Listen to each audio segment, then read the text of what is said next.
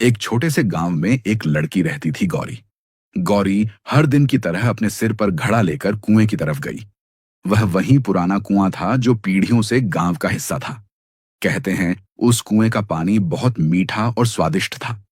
एक दिन गौरी को उसकी मां ने गांव के उसी कुएं से पानी लाने के लिए भेजा। जब वो कुएं के पास पहुंची तो उसने देखा पास ही मिट्टी के नीचे कुछ चमक रहा है। वह घुटनों के बल बैठी और थोड़ी मिट्टी हटाई। वहां एक पुरानी शीशे की बोतल थी। जैसे ही उसने उसे छुआ, एक नीला जिन्न प्रकट हुआ। वह उसे देखते ही उसकी दीवानी हो गई।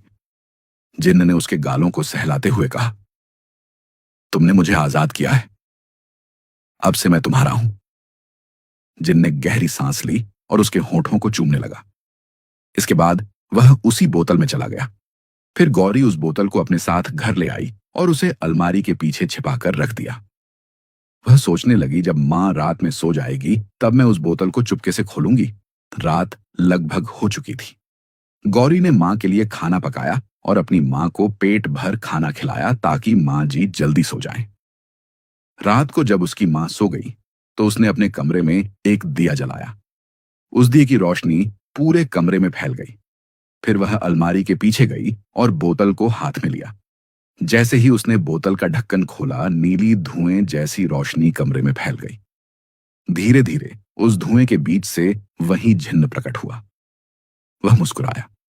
उसकी आंखों में गहरी चमक थी। वो चलते हुए उसके पास आया और उसके गालों को सहलाते हुए बोला, मैं अब से तुम्हारा हूं, तुमने मुझे आजाद किया है। उसने एक गहरी सांस ली और गौरी को अपनी बाहों में लेकर कहानियां सुनाने लगा।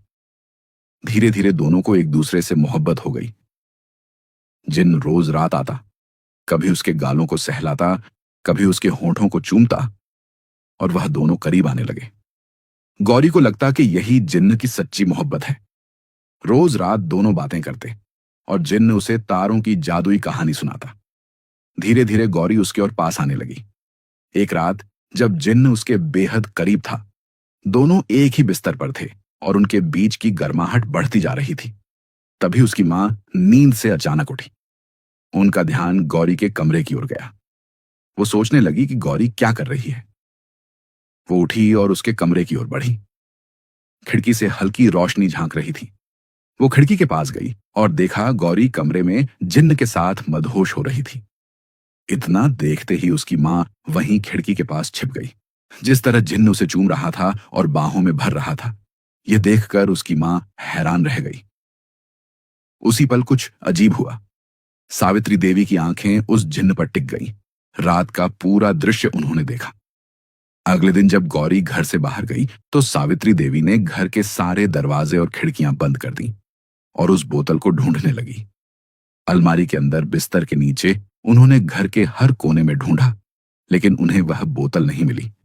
तभी अचानक उनकी नजर अलमारी के पीछे पड़ी। वहां एक चमकती हुई बोतल थी। उन्होंने बोतल उठाई और उसका ढक्कन खोला। तभी बोतल से वहीं नीली रोशनी चारों तरफ फैल गई। अब सावित्री देवी भी उस जिन्न को महसूस करने लगी। वो बोली, तुम कौन हो जो पूरी रात मेरी बेटी के साथ रहते हो? जिन्न बोला, मैं जिन्न हूं, इच्छाएं पूरी करता हूं। तुम्हारी बेटी ने मुझे आजाद किया है। सावित्री देवी बोली, अच्छा, तो तुम इच्छाएं पूरी करते हो तो मेरी भी एक इच्छा तुम्हें पूरी करनी होगी। जिन्न ने कहा, कैसी इच्छा? इतना सुनकर सावित्री देवी उसके पास आई। उसके गालों को अपने दोनों हाथों से सहलाते हुए उसके होठों को चूमने लगी। दोनों एक दूसरे में मदहोश हो गए। वो जादू था या मोह, किसी को नहीं पता। धीरे धीरे मां और बेटी दोनों उस जिन्न के वश में आने लगे। गौरी को लगता जिन्न सिर्फ उसका है, पर मां को लगता वही उसकी सच्ची मुक्ति है।